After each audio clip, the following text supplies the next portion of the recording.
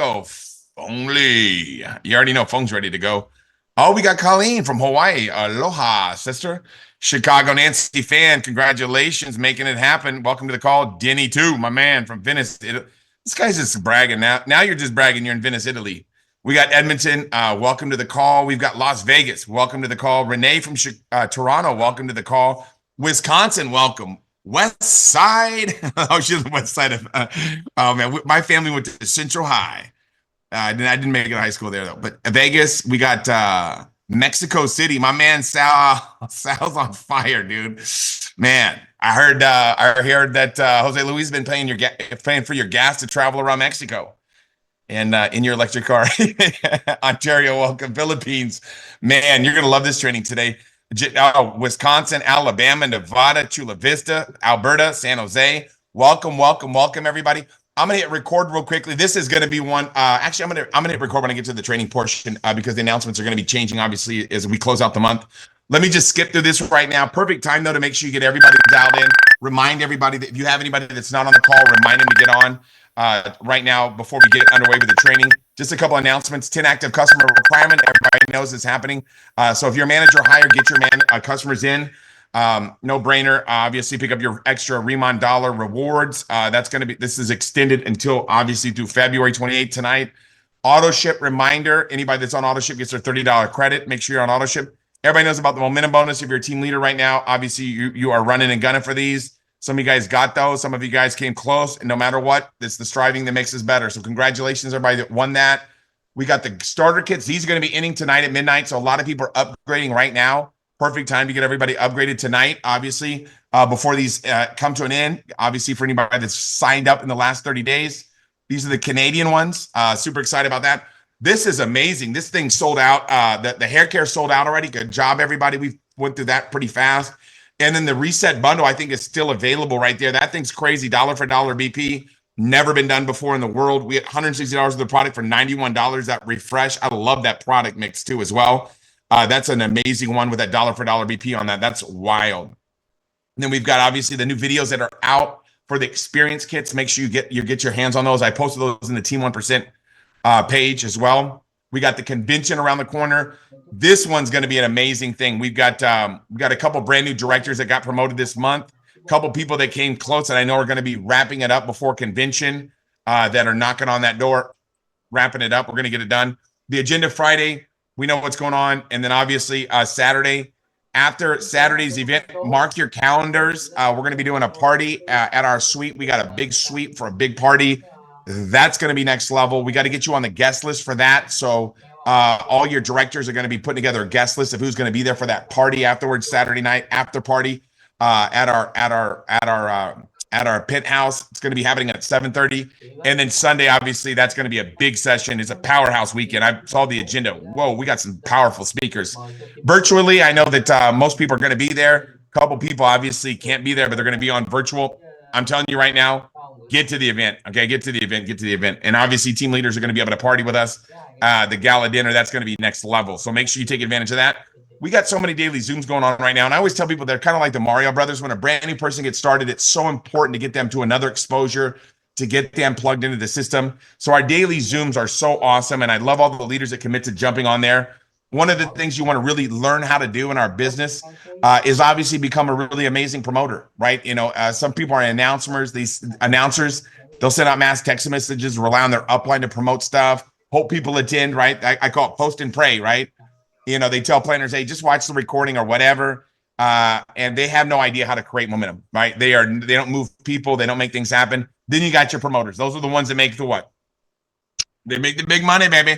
And they send out, they'll call their people up, make sure their people are getting dialed in. They'll send personal voice messages. They'll send out personalized text messages.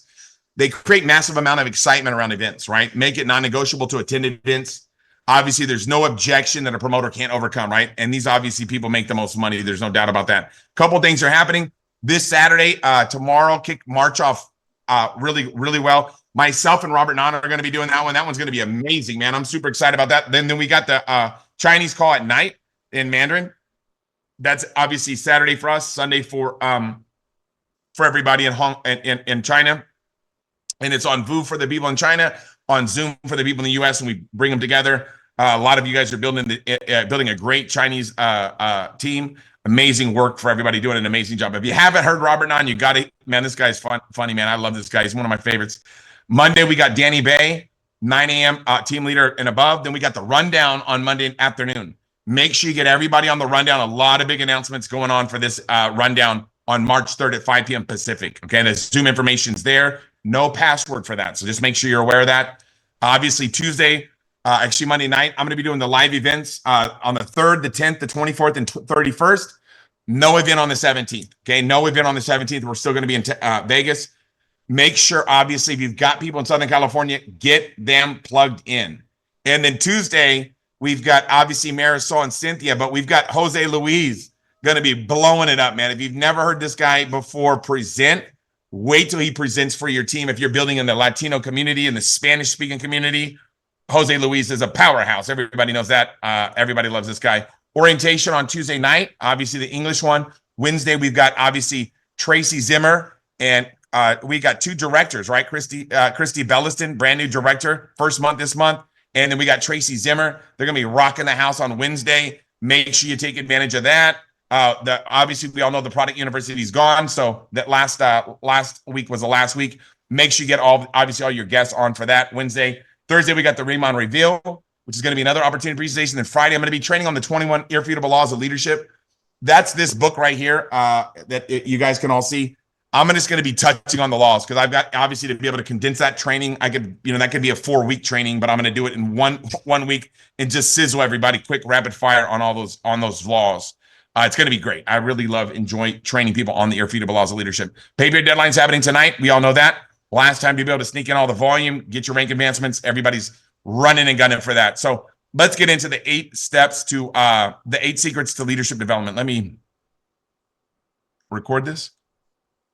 Recording in progress. All right, tonight we're going to be starting right now with the eight secrets of leadership development. And man, this training gets me fired up. I mean, literally right now, you are going to get some nuggets. I would encourage you to get to a place where you can grab a pen, grab a paper, and really soak all this in. And I think it's going to speak to many of your hearts. So I want to just jump into it right now. And the first thing that the first secret to leadership is that leadership is a challenge. Nancy Lincoln, right? She passed away on October 5th of 1818. I wasn't there for that, obviously, but everybody knows that there's a story that goes along with that. Me being from Indiana, we talk about Lincoln all the time there because he was, they have like places where he was and stuff like that, even though he's from Illinois. But they talk about Lincoln all the time growing up where I grew up in the Midwest. And a lot of people know this, but Abraham Lincoln was by his mother's bedside when she died. And he was 9 years old at the time. And his mother passed away on her bed, and he was right there by her bedside. And the last words that Nancy Hanks Lincoln had to her son was, "Be somebody, Abe. Be somebody, Abe." That story speaks to my heart. It's like, man, can you imagine being a 9-year-old boy and that seed being planted in your head? And obviously, evidently, he took it to heart. Abraham Lincoln took it to heart. But it wasn't easy. I think a lot of times people look at his accomplishments and see these big statues in Washington of him, and they're, oh my God, he's on the $5 bill.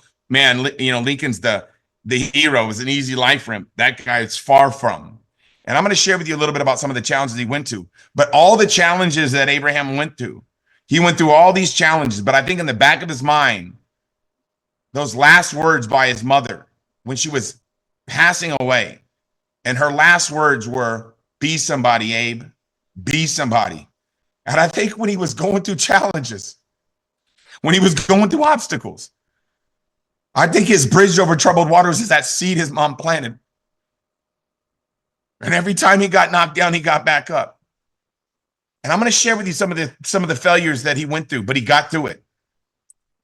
And when you look at Abraham Lincoln's life, it wasn't a life of ease because he had to work to support his family after they were forced out of their home in 1816.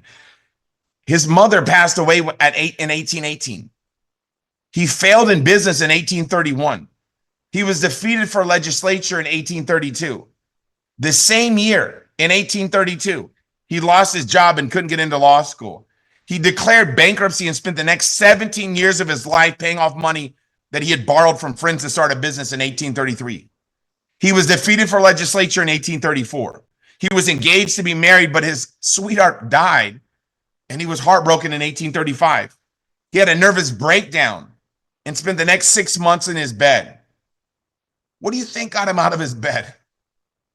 What do you think it was? Was you think it was, as a boy, hearing his mom say, be somebody, Abe, to be somebody? He was defeated for becoming the Speaker of State Legislature in 1838. He was defeated for becoming the elector in 1840. He was defeated for Congress in 46. He was defeated for Congress again in 48. He was rejected as a job land officer from his home state in 1849. He was defeated for Senate in 54. He was defeated for vice president, got less than 100 votes, 100 people. Abraham Lincoln, 1856, was defeated for Senate again for the third time in 1858. And finally, in 1860, he was elected the president of the United States and arguably probably had the most significant impact on our country. But I think what shaped him were all those challenges. I think it was Booker T. Washington who said, success is not measured by heights obtained, but obstacles that are overcome. It's the challenges that you overcome to become great. And that's what leadership is. Leadership is a challenge. So the first secret is leadership is that leadership is a challenge. And what you have to be able to do is you got to get congruent. See, when you're incongruent is when you believe something and your desire and your self-esteem are in three different places. If you desire to have something become a reality, and maybe you don't believe that you can do it, and maybe your self-esteem, you don't believe in yourself. So what you got to start doing is you got to start getting a little bit more congruent, right? You got to start getting your desires and your belief and your self-esteem in line.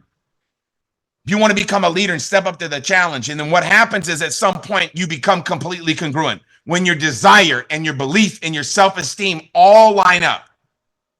Self-esteem is an interesting one, right? I think, I like to teach it to kids whenever I teach my football team is esteem is like something that you hold in high esteem, something that is precious to you, like a kid's cell phone or something like that. Kids relate with that, something that they hold in high esteem. You've got to feel like that about yourself. You got to believe that you can make it happen, but you got to have your desire, your belief, and your self-esteem all in alignment. That's when you become attractive. That's when you become congruent. That's whenever you unlock your leadership. So I love what John C. Maxwell talks about in his book, but he says the higher you want to climb, the more you need leadership. Because if you look at these two charts right here, the one on the left is success without leadership. And you might be, your dedication might be through the roof, right? You might be, man, Tim, I'm the most dedicated person in Remon. But your effectiveness is low because your leadership level is low. But see, if you can raise your level of leadership, and you can keep that dedication, now your effectiveness becomes that much bigger, that much greater. So I can promise you that leadership development by far is the most important thing that you'll learn in your journey at Remon, and it's going to help you in all areas and all facets of your life. So I taught this to the kids on Tuesday at football practice. I said, when you're green, I go, there's green apples, there's red apples, and there's rotten apples. I said, when you're green, you're growing. That's whenever you're trying to get better. You're pushing yourself to the limit. You're getting on these calls. You're taking notes. You're applying what you learn. You're going back over your notes. You're studying. You're growing. You're developing. You're developing your skill set. You're growing. And then you get to that point where you've arrived. And that's when you stop growing. And as soon as you stop growing, next step, guess what? You're going to rot. So I love what Ray Kroc said. He said, as long as you're green, you're growing. As soon as you're ripe, you rot. And I was telling that to my football team, and it's no different in leadership. You've got to stay in that constant stage of never-ending improvement, right? I think the Japanese have a word for it called kaizen. And I might be saying that wrong, and I might be actually incorrect, but I'm pretty sure I'm right. Kaizen, which means constant, never-ending improvement. You've got to always be getting better. Your best days are way in front of you. And it's about growing you and developing you in every step of the imagination. So let's talk about geese. Man, I'm fired up about geese. I know a lot of you are like, man, Tim, I heard about there's going to be some geese. Talk about some geese tonight. Because I'm going to share with you some lessons from geese. Because I think a lot of times whenever, you see geese flying by, you're like, what are these guys up to? And I think if you analyze geese, you can learn a lot from geese. Because geese fly together because they share a common goal and direction. Geese fly together because they share a common goal and direction. See, geese, they fly in that perfect V formation because studies have shown that flying in that way and using that kind of teamwork adds 71% more flying range for the geese than if they flew on their own. This is because each bird flaps its wings and creates an uplift that reduces air friction for the birds to follow. What can we learn from that? To be a great leader, you got to be a great student, right? You got to be a great student. Follow the system. My mentor told me, he said this system is save yourself time, energy, and money, right? A system is a duplicatable process that produces a profit. If you want to go far, you got to go together. That's the magic. That's the magic. So I think we can learn a lot from geese. Let's see if we can't learn anything else from these guys. Here's another one that's kind of interesting, right? As we analyze geese.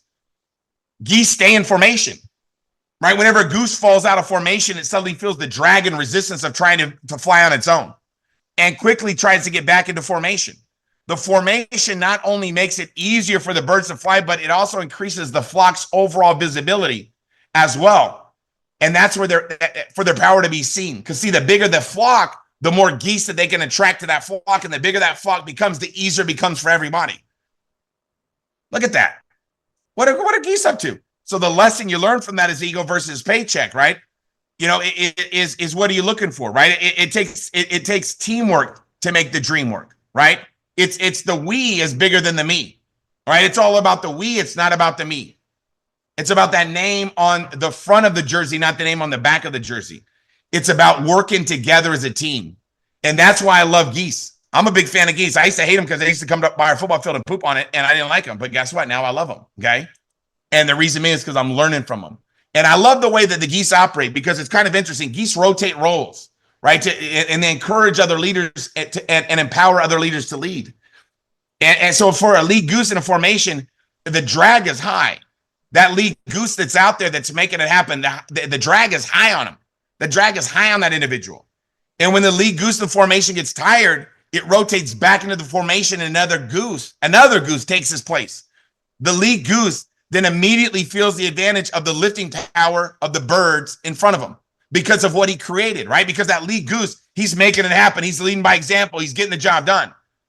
And then whenever it's his turn to fall in line, that he set the pace and he set the tempo for that organization, and organization is going to keep on going. And I think we got to be doing the same thing. We got to be like geese. So I think what's amazing when you look at geese is the lessons that I take from that is that, you know, you got to set the example for your team. Right now, you're the lead goose of your organization, right? You're the lead goose of your team. And people are going to learn from your example. They're going to emulate what you do. You got to have that give me the ball attitude. You got to have that I'm ready to go. I'm ready to make it happen. I'm ready to step up. You know, and that if you want to be, it's kind of like, are you a charger? Or are you a battery, right? Are you a charger or a battery, right? You want to make sure that you're charging everybody else up. Let's talk a little bit more about that because I think that's a good one, right? Look at these geese, man. We're learning all this stuff from geese. We could have just been looking out our windows today watching geese fly by and we could have learned all this. So we didn't have to get on the Zoom, okay?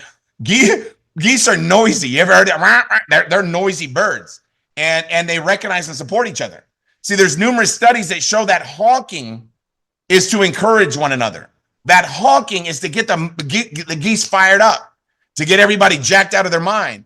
And I think sometimes motivation is important, right? I think motivation is like, it's important, but it's not permanent. I think motivation is not permanent. Neither is bathing. Have you ever noticed that? It's something that you have to do on a consistent basis, right? If you just be like, boom, I already know all that. I'm motivated, Tim. You got to stay constantly getting around the fire so you can stay warm, right? So I think what you learn from geese is you got to give recognition to your team, right? I love what Jim Rohn says. He says, be so busy giving recognition that you don't need it. Be so busy giving recognition that you don't need it, right? Be the best leader. The best leader is always the biggest cheerleader. So the better you are as a cheerleader, the better you are as a leader. Look at everyone as they're holding a sign that says, make me feel special, right? Be the spotlight. Don't need the spotlight. Don't need the spotlight. Be the spotlight. Be the charger, not the battery. Get everybody else excited around you. Okay, honk for your people, man. Honk, honk. Whenever somebody does good, a little honk, honk. You know what I mean? Somebody just got a customer. Honk, honk. Somebody just made a big list. Honk, honk. Somebody just did a pop-up. Got some customers. Got some planners. Honk, honk. We just got to be honking. We got to be honking our butts off. I'm getting fired up now. You guys got me jacked. Talking about geese. There's more? Oh, yeah. Tim's just getting started about these geese. Here's another one. Lessons from the geese. Leave no goose behind. Leave no goose behind. This is huge, man. They stand by their flock in good times and in bad.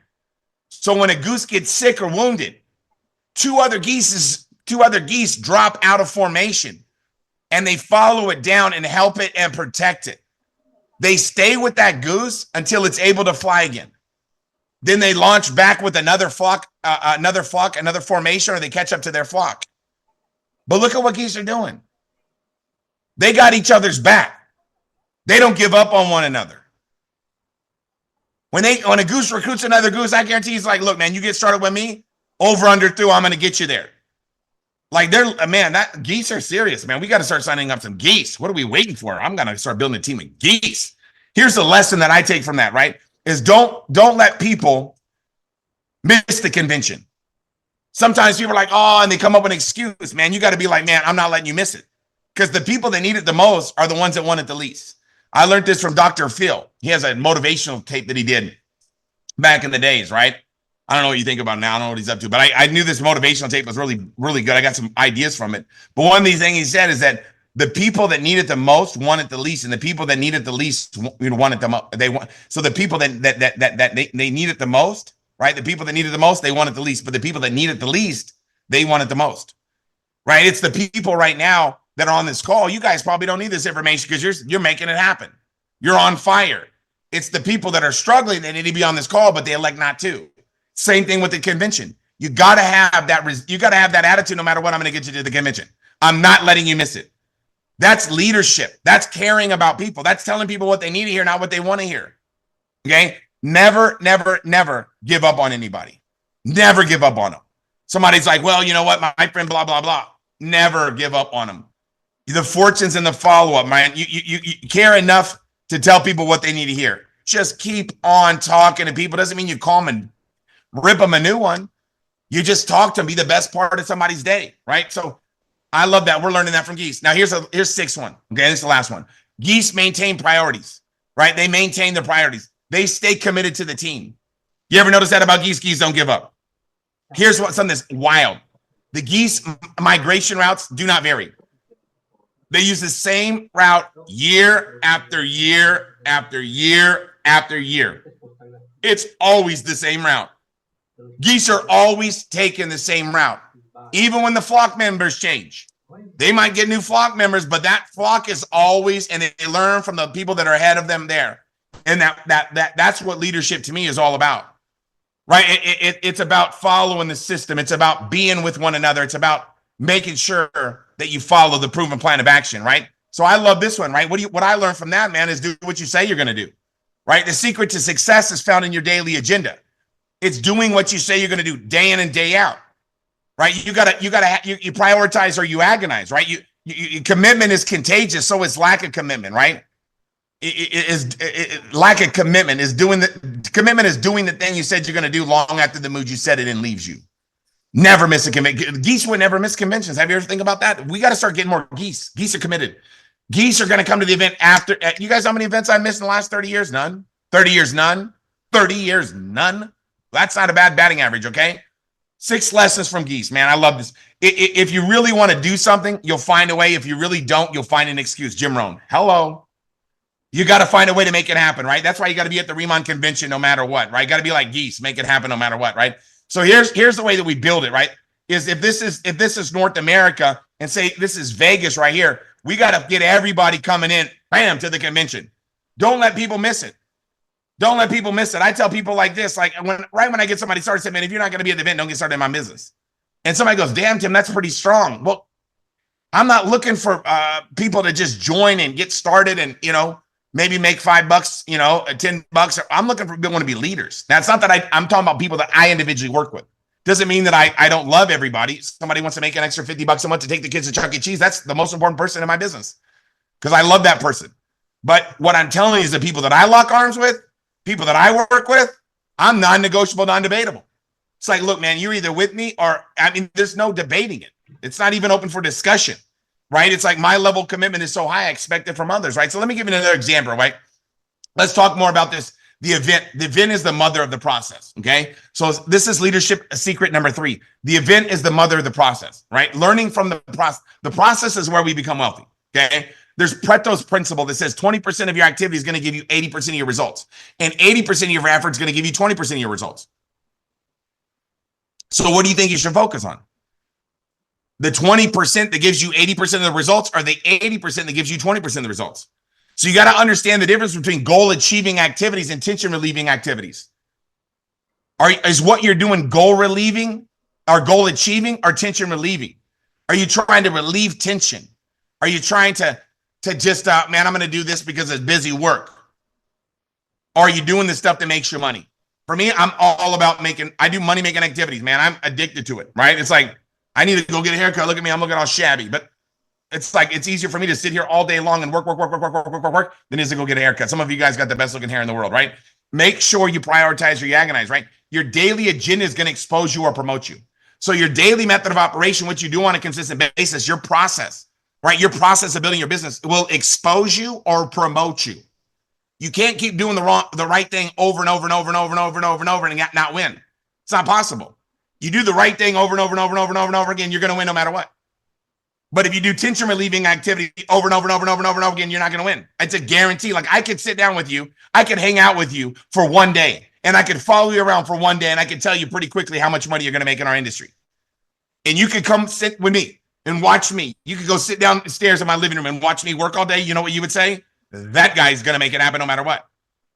And I'm not saying that to brag. I'm telling you guys, at one point, I didn't know what I was doing, but I found out if you do what you do, you'll get what you get. If you do what you've always done, you're going to get what you've always gotten. I like what I get, so I do what I do. You guys see how smart that is? Most people think, oh, when you do what you do, you're going to get what you get. Means if you keep doing what you're doing, you're going to keep getting what you're getting, and they don't like what they're getting, so they're going to stop doing what they're doing. For me, it's like, I love what I'm getting, so I'm going to keep doing what I'm doing. All right, I'm going to stop talking so fast because some of you are like, damn, dude, this is not my first language. Tim, kick back. The difference between the 80, 15, and 5.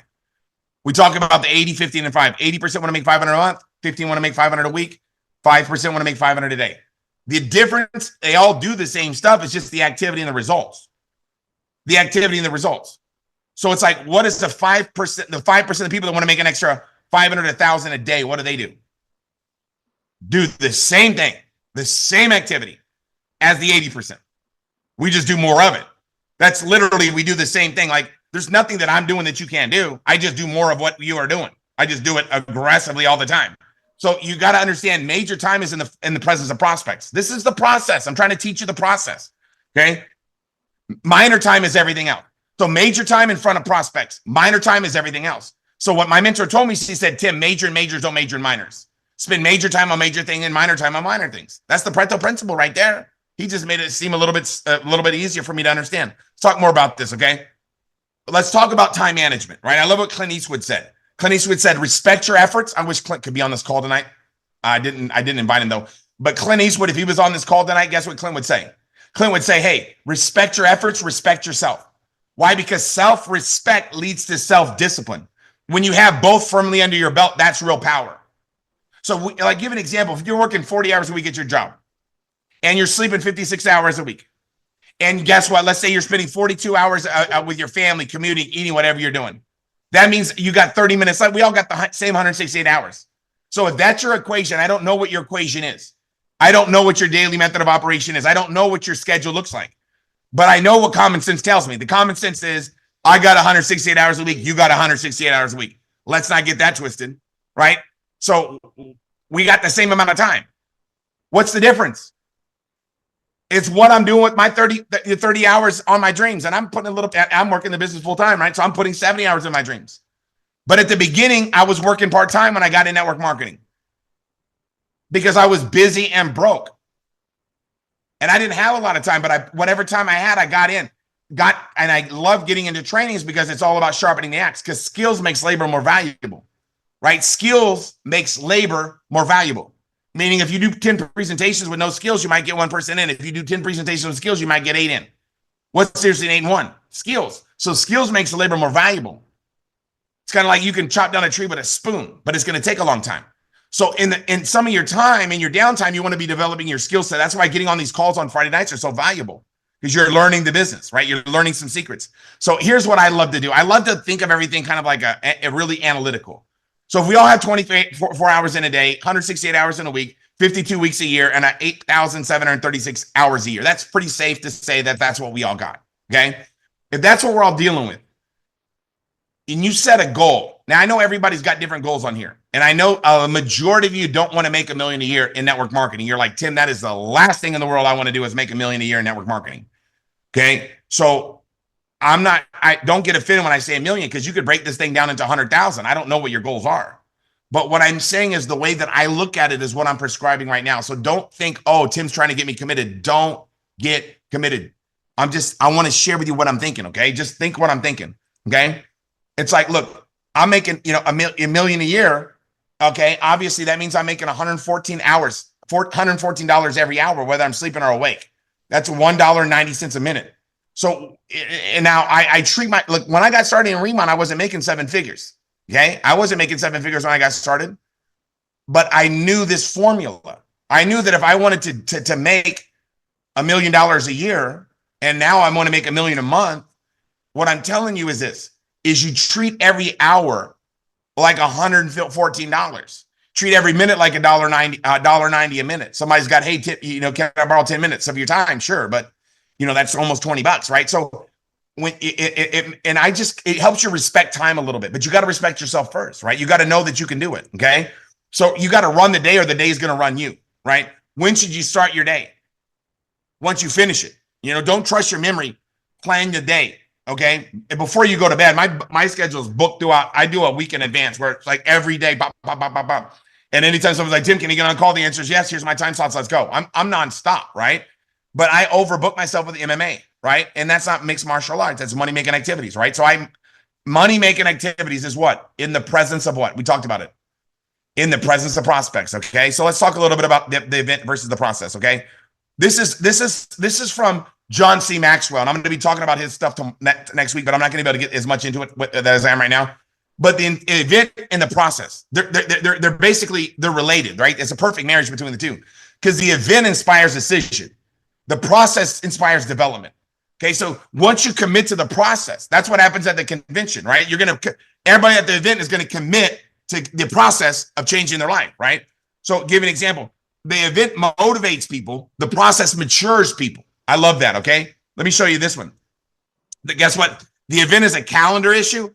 The process is a culture issue, right? When you create that culture in your organization of growth and development, okay? The event challenges people, right? It challenges, because it's a challenge to get to an event. The event, this is it. Like, we can't, someone's like, Tim, I can't make the event. Well, I can't call the company and switch it around. Tim, I can't make it to the event. Okay, well, let me call Danny and Betty real quickly and see if we can't bring it to your hometown. Where do you live at? Oh, you're in Milwaukee? All right, let me call Danny and Betty and see if we've got time to change the damn event. We got a month left. We'll change it to Milwaukee so you can make it. Are you kidding me? It challenges people. Because if you miss the event, you're 6 months behind anybody else, because you got to wait 6 months for the next one. So it challenges people to get there. It's not easy to get there. Somebody says, well, I live in Vegas, Tim, it's easy for me. All right, we'll stop with you. You're easy money, okay? It's easy for you. But for everybody else, it takes a commitment. It takes commitment to get to the event. So it's a challenge. And the right people step up to the challenge. They love challenges. And the process changes people, right? These daily calls, these daily, the Friday trainings that I'm doing, they change and develop people. So you got to get committed. And the event is easy. The process is hard. Why is the process hard? Because it takes time, day in and day out. And it's small steps. Once you commit to the process, it's a little bit of improvement every single day. You don't become great at anything overnight. When you first started to walk, you weren't walking, right? And it took time. So the event is so critical, right? Build your business event to event, right? I tell people like this: you're not even in the event, and you're not even in yet until you've been to a convention. So we have March and September. I think it's in September. I don't know. Whatever it is. I know somebody's like, I know exactly when it is. All right, stop. I'm not that smart, okay? Here's what happens. Everybody that we sign up in March, we're getting them to the event. Everybody we sign up in February, we're getting them to the event. Everybody that we sign up in October, end of September, November, December, all those people that just got started, it's all about getting them to the event. Because if you get them to the event, boom, the light bulb is going to go off. If you get them to the event, they're going to see the big picture. Okay? So you're not in until you've been to an event, until you've been to a convention. So what happens is if somebody misses the March event, now really you can get tickets for the event. Somebody's like, oh, it's sold out. I'm not, guys, it's not hard to find tickets. There's tons of people on this call that have extra tickets, okay? And if you have extra tickets, recruit some new people and get them to the event. The people that get started right before the event, the week or two before the event, those people are the ones that, boom, they're the ones that blow up because they're brand new, fresh, they're their first exposure. If you're a leader on the call, let's say you're a team leader or higher, you want to get guests to this event, right? I'm flying in some leaders because I know coming out of this event, I want to have 3 or 4 new lines of business of leaders to be working with. So I'm going to be flying in some prospects to be at the event, okay? Get some prospects out there, okay? I'm not flying them on myself, you know what I mean? Some of them I'm just telling you, get your butt out here, stop being cheap, bro. We're going to become wealthy. Get your butt out here. Like, I'm not playing around. So now we're going to talk about the secret number 4. It's called the law of environment. There's a book that John C. Maxwell wrote that's called The 15 Invaluable Laws of Growth. And law number 6 in that book is called the law of environment. And he says it's possible to change without growing. Think about that. You can change without growing, but it's impossible to grow without changing. I love that. When I read that, I was like, John C. Maxwell, you did it again, bro. Listen to what that says. It's possible to change without growing, but it's impossible to grow without changing. So we got to change. We got to develop. We got to be able to get in the right environment. That's what the law of environment is all about. Growth thrives in conductive surroundings, right? It's like you got to have a conductive surrounding, meaning like a conductor is like whenever you look at an extension cord, right? You're taking something, you're plugging in the wall, electricity's going and powering something up. That cord has got the stuff around it, right? This is like conductive material. You gotta have a conductive environment, a surrounding where where you're in an environment where you can grow, where you can develop. That's why it's so important to get people to the convention, because that environment grows people. But what you do if you want, like, let me ask you a question. If you want a plant to grow, I want to grow this plant, Tim, what do I do? How do you grow this plant? Throw it under your bed, bro. Like, no, obviously you don't throw it under your bed, right? Or would you water it, give it sunlight, and keep it potted and well taken care of? That's your people. My mentor said you only brush the teeth that you want to keep, right? Only bring the people to the convention that you want to keep. He told me only recruit the friends you want to keep, because when you become wealthy, Tim, your friends aren't going to have anything in common with you. So he said recruit them into the business and become wealthy with them. Because if you're like, hey, it's Wednesday, let's go to Tahiti, and they're like, oh, I gotta go to work. It affects your relationship. So bring them along so they can become wealthy with you, right? So understand that it's the same with our group. If you get somebody started, they're like a brand new plant, right? You got a plant and you just throw it under your bed, or you throw it on your bookshelf. It's not going to grow. You got to get in an environment where it can grow. You got to water it. You got to nourish it. You got to get it by the sunlight. You got to take care of it. Some of you guys can grow plants, man. Some of you got like that, they got that thumb that doesn't do it. Here's what I'm telling you. We have fake plants. We do fake plants to be safe. But I'm telling you, but growing a plant, I mean, if you got committed to it, you can learn how to do it, right? If you want to experience personal growth, right? If you want to experience personal growth, we must evaluate our environment and make changes that support our goals and growth, right? You got to ask yourself, right? Sometimes you got to start saying, man, you know what? I'm going to get a little bit more committed to growth and development. I'm going to start getting more on these calls on Friday night and get committed to it, because I want to stay around the fire and keep warm and get after it, okay? Let's talk a little bit more about the law of environment, right? When you're a team at convention, you're committed to growing, right? The convention can't be created anywhere else. You can't create a convention. You can't create a convention like we're going to be having that party on what, Saturday after the convention. You already know that thing's going to be off the walls. That thing's going to be next level. You already know the way that we operate. What I'm telling you is what? You can't like take a picture and be like, man, you know what I mean? Photoshop your buddies in there, man. Get them to the event. Like, get them to the convention. All right, you got to get them to the event, right? Stop photoshopping people into get them there so they can enjoy it and experience it. But it takes what? A backbone, right? Not a wishbone. You got to tell people what they need to hear, not what they want to hear. So here's the deal. Here's the big picture. If you want to go team leader, you want to have 10 people at the event. I encourage people to have 10 legs at the event, right? Because you want to have 10 legs at the event, see the opportunity, see the big picture. If you want to become a team leader in the month of March coming out of the event, leverage the event. Somebody goes, well, Tim, that's pretty hard to do. Well, do your best you can. All you can do is what you can do. But I'm telling you right now, obstacles, challenges, those are the things that leaders they love that stuff, right? So make sure if you want to become a director, we all know you want to have 10 legs of team leaders, right? You want to have 10, you only need 3, to be a structurally wise, but you want to have 10 legs of team leaders. So you want to have 10 different legs at the convention so they can see the big picture, so they can see what's happening. You got to be non-negotiable about becoming successful, right? You got to lead if you want people to follow, right? So here's what I'm going to share with you right now. I love this part of it. This is secret number 5. Leadership is a relay race. Leadership is a relay race. First step is what? You got to receive the baton. You got to receive the baton. You got to step up right now. You got to say, man, you know what? The 10 most powerful 2-letter words, right? I love this. The 10 most powerful 2-letter words. If it is to be, it is up to me. 10 words, 2 letters, change your life. If it is to be, it is up to me, right? Receive the baton. Receive the baton. Think about what I'm saying to you. If you're in a race and you're in a relay race and somebody's trying to give you a baton, you're like, no, I don't want it. What are you talking about? Grab that baton and run your butt off, right? The second part of a relay race is what? You got to run your leg. You got to run your leg of the race. You got to run your portion of the race. People can't follow in your footsteps if your feet aren't moving, right? People can't follow in your footsteps if your feet aren't moving. You got to be moving. You got to be moving, man. You got to be taking action every day, right? And you got to what? The step 3 is what? You got to pass the baton. See, success in a relay race is found in the exchange zone. That exchange zone is that area where they pass the baton to one another. How do you develop? How do you pass the baton to somebody? How do you develop the people in your organization? You got to be a good finder, not a fault finder.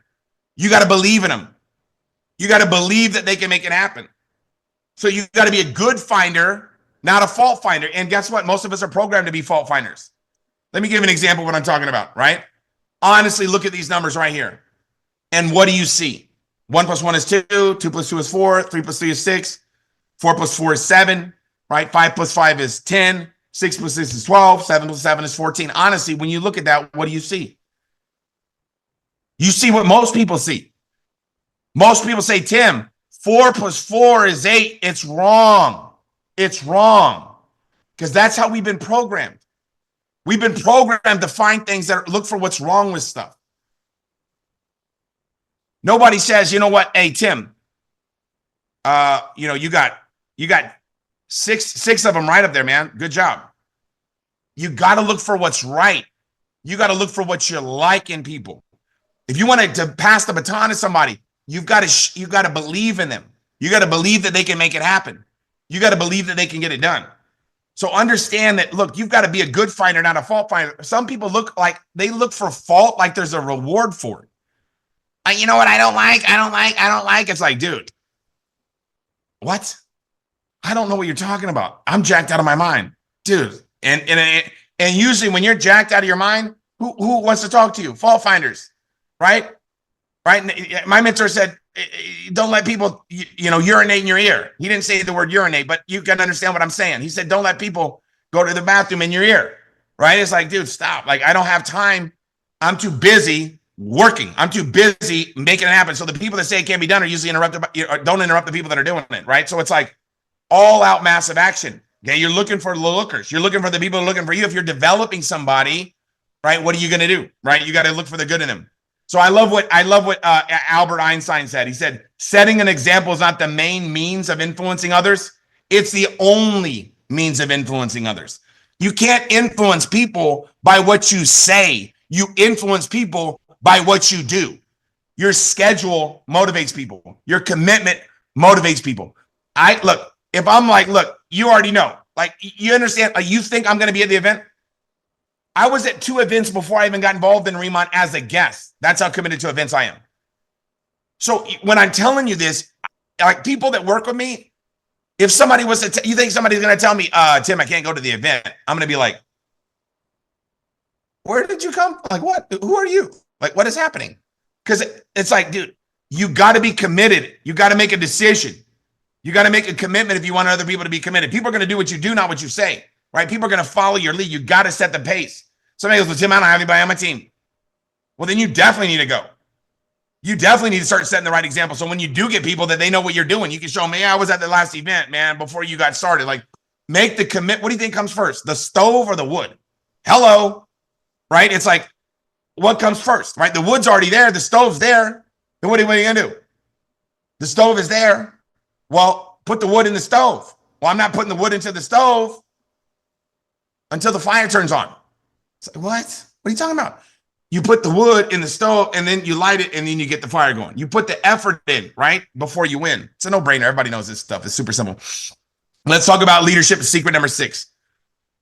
Okay, this is so big, right? What got you there won't keep you there. So basically, as leadership level, your leadership level increases, your responsibilities increase, and your rights decrease. See, most people think like leadership is, oh, I made it, I've arrived, I don't have to work. That is not what leadership is, right? That's not leadership. Leadership is servanthood. Leadership is, I'm going to do the best that I can for you. I'm going to do the best that I can for you. Right? I'm going to do everything that I can do to be the best version of myself I can to help you. But in return, I want you to do the same, meaning be the best version of yourself for me. Back when I was early on in my career, I say, man, I'll take care of you, you take care of me. That doesn't work. I'll take care of me for you, but you've got to take care of you for me. Right? You got to decide right now that we're going to make it happen. I'm going to grow myself. I'm going to always work. I'm going to set the pace, set the tempo. I'm going to lead. I'm going to lead. How do you lead? You lead by example. Think about it. I'm an ugly guy in a skincare business. Come on, I got to lead. You understand what I'm saying? It's like leadership rises, your responsibilities increase, your rights decrease, right? As you rise in leadership, right? That's what happens. Okay, let's talk a little bit more about this. What got you there won't keep you there. Leaders live in a fishbowl. Leaders live in a fishbowl. Your actions are so loud that I can't hear what you say. You understand? I don't need to train anybody. I just need to make a video of what I'm doing all day and say, hey, this is what I'm doing to become wealthy. You want to do the same thing? It's like, let's go. Anybody can do what I'm doing. It's not like you can't tell a story about some tigers in some grass, right? They're rolling around in some grass, there's some water and some volcano. Boom. I mean, anybody can do what I do. Anybody can do it. I just do a lot of it. You can do it too. Like, it's up to you. How many people do you want to talk to a day? It's up to you. So let's talk about what it looks like, right? What got you there won't keep you there. 6 keys to becoming a leader with a servant heart. Okay. Leaders eat last. Okay. Leaders eat last. There's a great book called Leaders Eat Last by Simon Sinek. And it's all about making sure everybody else is taken care of first. And how do you take care of your team? By leading by example. Think about what I'm telling you. How do you motivate your team? By always making it happen. Like, you understand, like, how do you lead? You lead. It just makes sense. Like, leading is doing it first, like doing what other people say can't be done. That's how I lead. That's how I be. Like, it's super simple. So leaders eat last. Leadership is much like tennis, right? Whoever serves the best will win. You're working so hard to show your team that it can be done, right? You're doing it so everybody else can get it done. Leadership is like tennis. Whoever serves the best is going to win, right? It's all about serving people. Right? You can get everything you want if you help enough people get what they want. How do you help people get what they want? You work with them. You grab them. You blow them up. You show them how it's done. Tell, show, try, do, right? I'm going to tell you how to do it. I'm going to show you how to do it. And you're going to try it now. You know how to do it. We've got to make sure we understand, right? Leading. It's catch me if you can attitude, okay? It's super simple. Listen to me carefully, but watch me closer. Like, listen to me carefully, but watch me closer. And you scale down what I do depending on what you want to have, right? It's up to you. But this is a frenzy right now, okay? Service to many, the master teacher said, leads to greatness. How do you serve your team?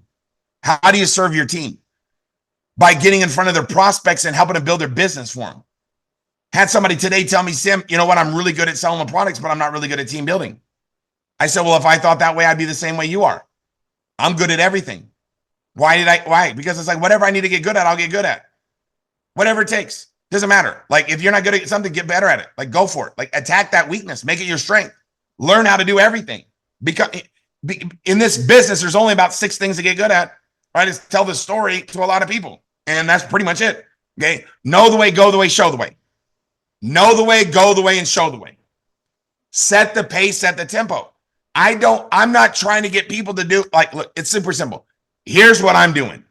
I'm going to lead.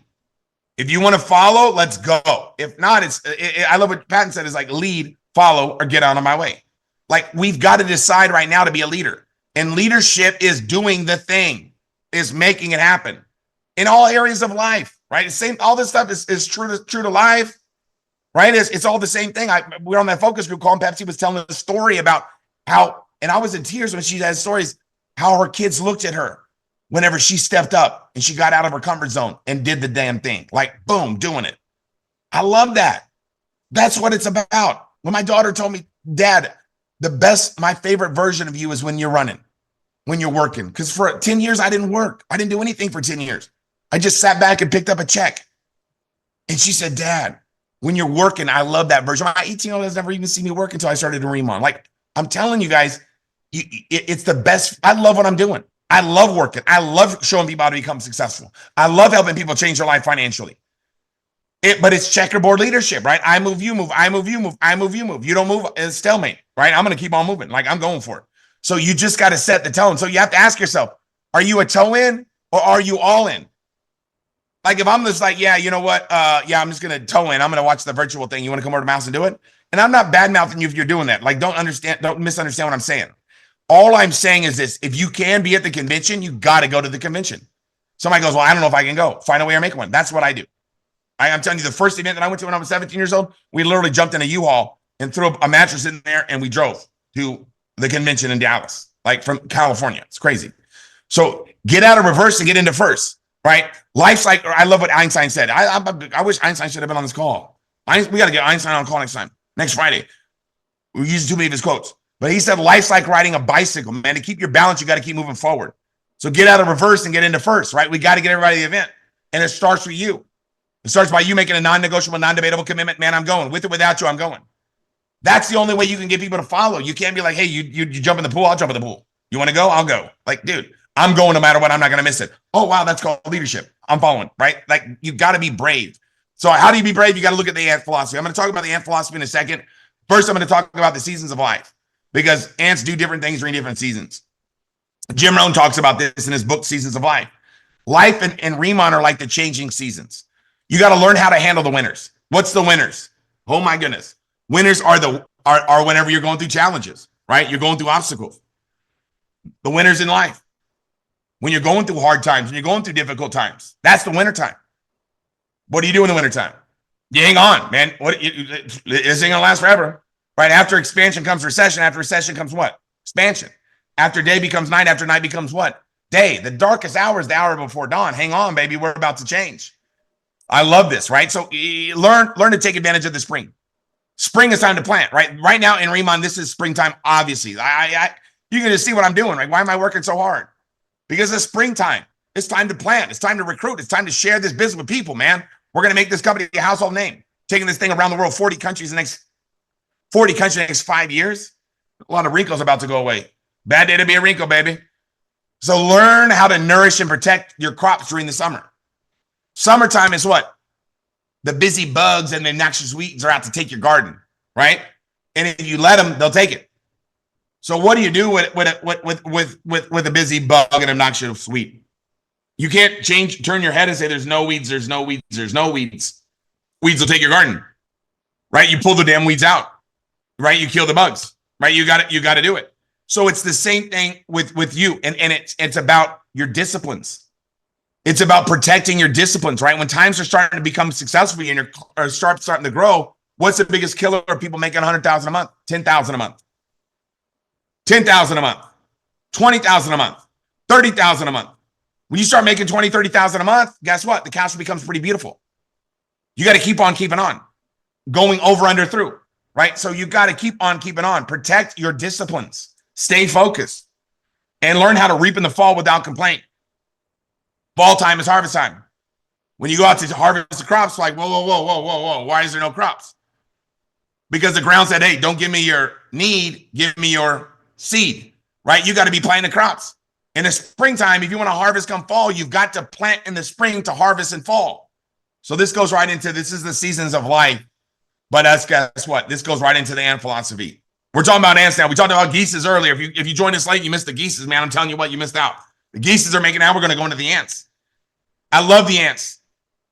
I don't love ants themselves. They're kind of weird, but I love the way they operate, right? I love to pay attention to them. I love to learn from them.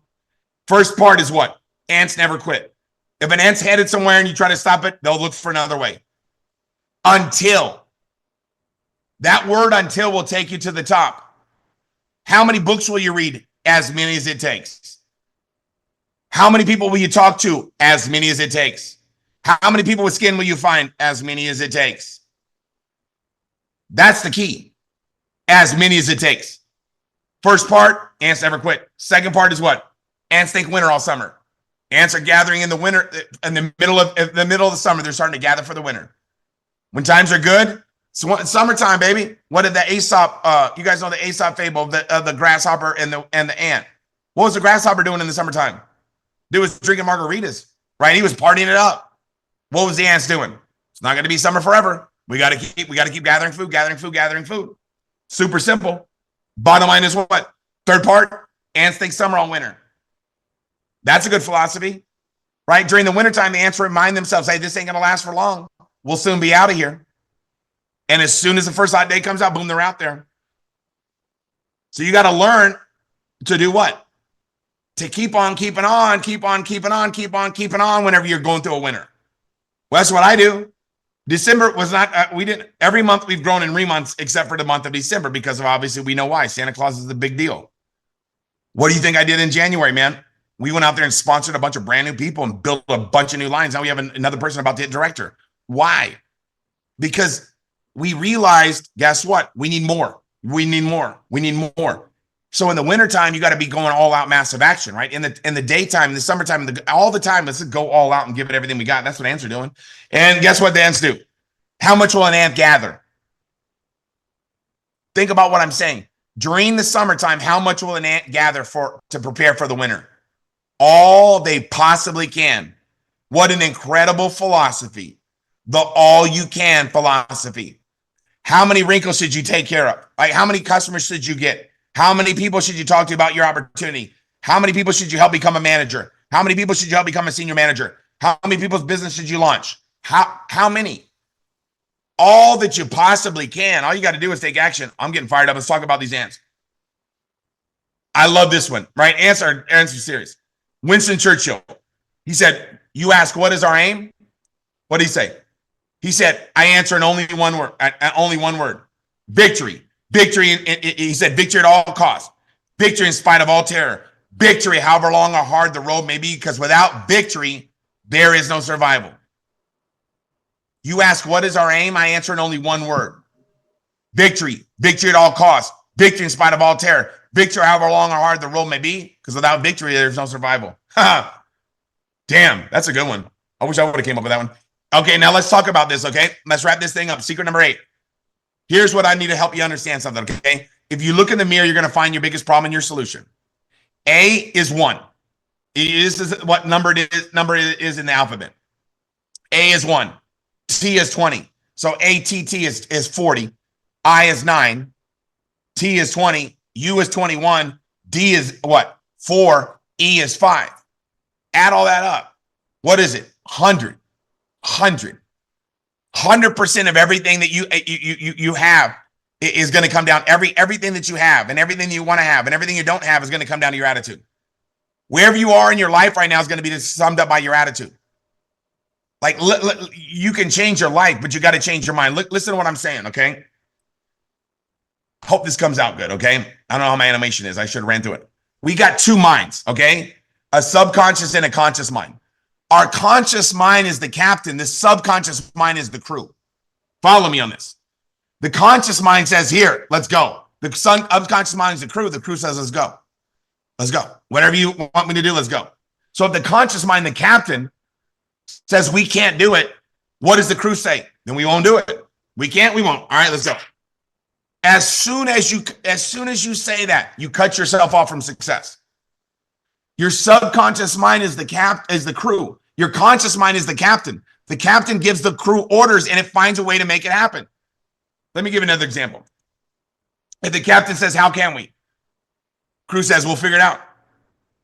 How can we do this? We will find a way. We will make it happen, sir. Like, we will make it happen, ma'am. Whatever it is. The captain says, how can we? The crew says, we'll figure it out. The captain and the crew. Anything you want to have, anything you want to do. Let me break this down a little bit better, right? Find a way to make one. Okay. Let's talk a little bit about this. Okay. Here's how winners think, right? Here's how people, and there's other people who haven't learned how to win yet. I don't call them losers. They're just people who haven't learned how to win yet. Somebody has never learned how to win yet. They say, I can't. A winner says, how can I? Major difference. One cuts off all options to become successful. I can't do that. Winners say what? How can I do that? How can I? How can I do that? Person that hasn't learned how to win yet says it's too hard. A winner says, how can I get better? How can I get better? How can I learn how to do this? How can I get better? Person that hasn't learned how to win yet says it doesn't work. A winner says what? How can I make it work? A person that hasn't learned how to win yet says I can't. Says no one's interested. A winner says, how can I get people interested? Person that hasn't learned how to win yet says what? I can't figure it out. Winner says what? How can I figure it out? How can I figure it out? How can I get better? How can I make it happen? How can I get the job done? Those are questions. The subconscious mind is giving the direct orders, right, to your crew. So find a way to make one. Success formula. I talked about this last week. Your volume goal divided by the average volume per planner that comes in equals how many new planners you need for the month. Multiplied by your sign-up ratio whenever you introduce somebody the opportunity when they get started. We'll tell you how many presentations you need divided by the working days equals how many presentations a day you have. There's no mystery. Like there's no magic in this formula, right? It just comes down to this. If my goal, if I'm building a new line and I want to do 10,000 a month with them, that's 750 per planner. That means I need 13 new planners. So the average planner is getting started on my team and they're average getting 750 per package. Some are getting 1,500, some are getting 1,000, some are getting 300. Okay. The average one. So if I'm getting 750 on average, I need 13 planners to get 10,000. And if I'm signing up 1 out of 4 people, that means that I need to talk to 53 people. But divide that by 25 days, that's 2 presentations a day. There's no reason why anybody should be doing 2 presentations a day. It doesn't make any sense. Obviously, if you wanted to do more, if you want to do 25,000, 750, that'd be 33 presentations. The numbers don't lie. The thing that you got to remember is numbers don't lie. People will. People lie, but numbers don't. If you do the work, you get the results. Into the story. That when I figured this out, man, it was game over for me because there was nothing could stop me because I wanted it bad. I came from a poor family. My dad left home as a little kid. My mom had no income. We grew up poor. We lived in a car. When I was 4, my mom moved to San Bernardino. I lived on people's couches. So when I got started in network marketing, I was on fire because I saw a way, and they broke it down for me like this, and it just said, "Here it is." You do 5 presentations a day for 25 straight days, right? Or 25 days. That'd be 133 presentations. If 1 of the 4 people get started, that's 33 new people. If the average person gets 750, you got 25,000. How do you do 100,000? You got to develop some speakers, develop some presenters, or develop your skills, right? If you get your 750 number up, right, to maybe everybody's getting started at 1,500, or higher, you don't have to do as much work. But I'm just giving an example. It doesn't matter what the work is. We'll do it. If you want to do 100,000 in volume, divide that by 750. That's 133 planners. That's 533 in a month. That's 20. That's divided by 25 days. That's 21 a day. If you have 10 people presenting to 2 people, boom, that's 100,000. It's super simple. Anybody can do it.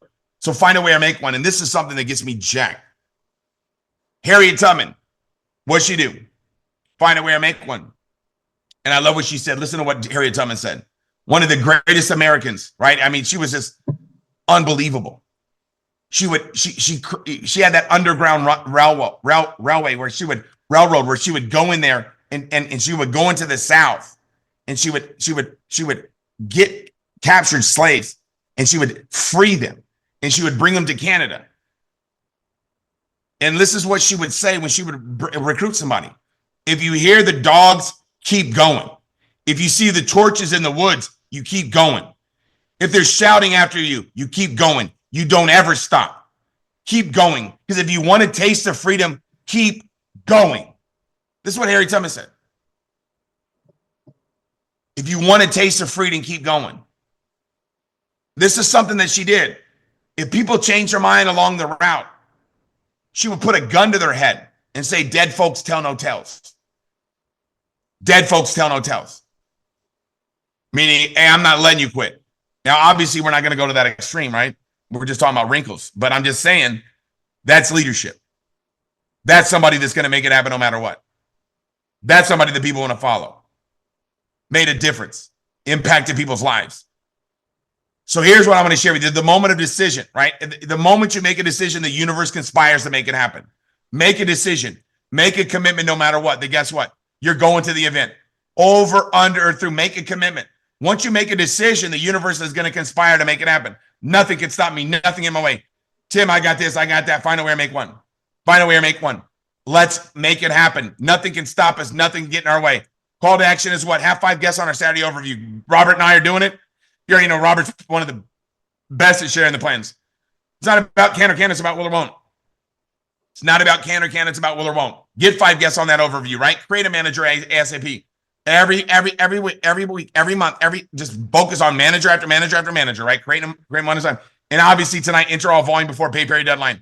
We're going to go all out massive action to make it happen. I really appreciate everybody's time tonight. I know a lot of you guys are still closing out the month and we've got a lot of great things that are happening, but this moment in time, it's never going to be recreated again. We got to decide right now that over, under, through, that we're going to get there, that this is our time to do something special. You got to believe that, guess what? If it is to be, it is up to me. Let's make it happen. This is our chance and our time to change so many people's lives. Can you imagine what would happen if you decided to start helping people become successful? You started becoming that leader that says, I'm going to get you there over, under, through. How many lives could we impact? How many lives could we touch? How many people can we help?